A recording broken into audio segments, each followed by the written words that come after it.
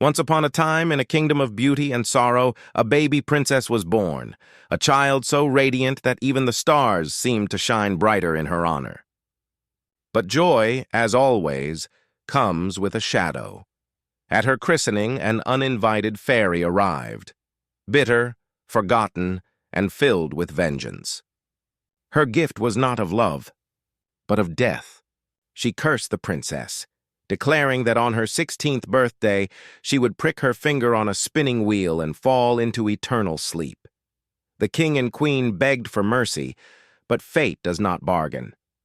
The curse would come to pass, and when it did, 100 years of silence, sorrow, and thorns would blanket the land.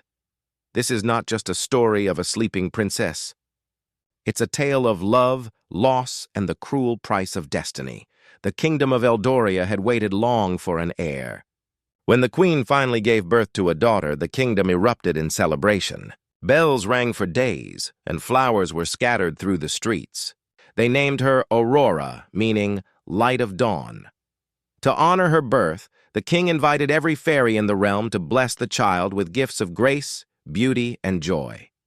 But in his joy, he forgot one, the dark fairy, Malvina, who had once been his ally before jealousy turned her heart cold.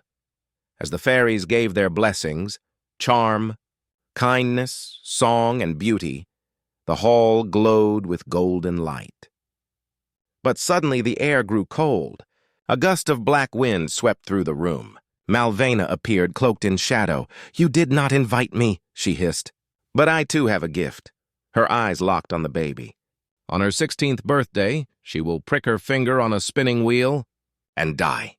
Gasps filled the hall. Before she vanished, one last fairy, the youngest, stepped forward and whispered, "The curse shall not mean death, but sleep until true love awakens her." The kingdom cheered faintly, but deep down, everyone feared the day would come. The king ordered every spinning wheel destroyed. Guards searched every home. The young princess grew up surrounded by love and protection, unaware of the shadow hanging over her fate. As Aurora grew older, she became known for her kindness. She would help farmers, sing to the forest birds, and bring warmth wherever she went. Yet, despite the joy around her, the queen often wept quietly, knowing what destiny had promised. On Aurora's 16th birthday, the palace was filled with laughter. Servants decorated every hall. But somewhere deep in a forgotten tower, a faint hum echoed, the sound of a spinning wheel that had survived. Drawn by curiosity, Aurora followed the sound. Inside a dim room, she found an old woman spinning.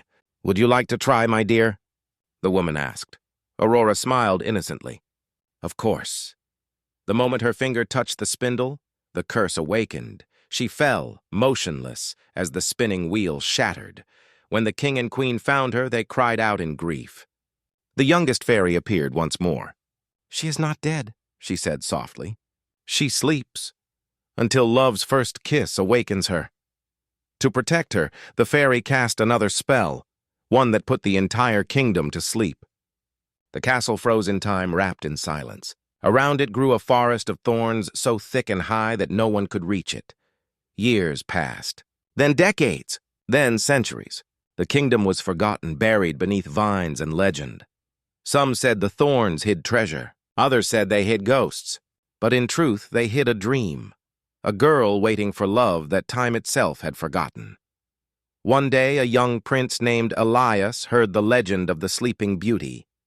While others laughed it off, he felt something stir within him, a pull toward the forgotten castle. Ignoring warnings, he rode through the forest, cutting through thorns that seemed almost alive. The vines fought him, drawing blood, but he pressed on. Finally, he reached the gates. Inside, the world was frozen. Servants mid-step, candles still burning.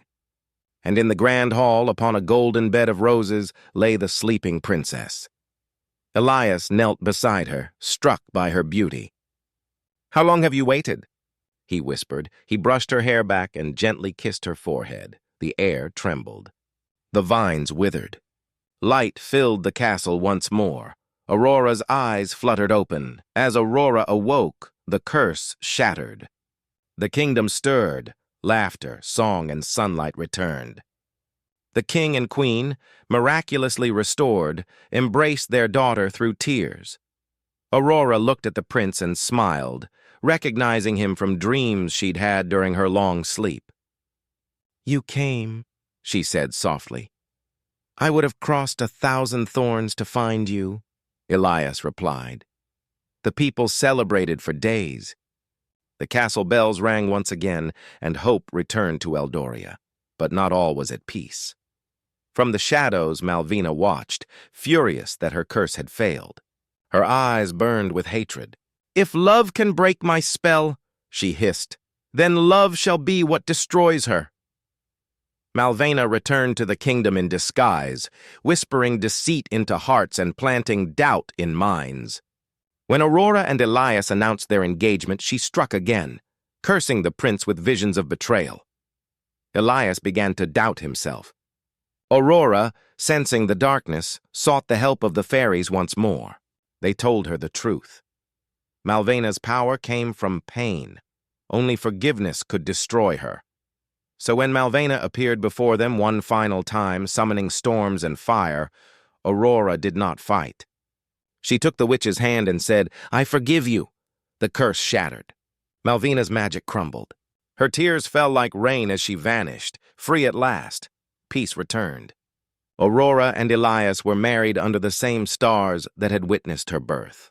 Together they ruled wisely, reminding all that kindness is stronger than fear. And though centuries passed, her story was told again and again, not as a tale of magic alone, but as a reminder that true love isn't just found in kisses or crowns.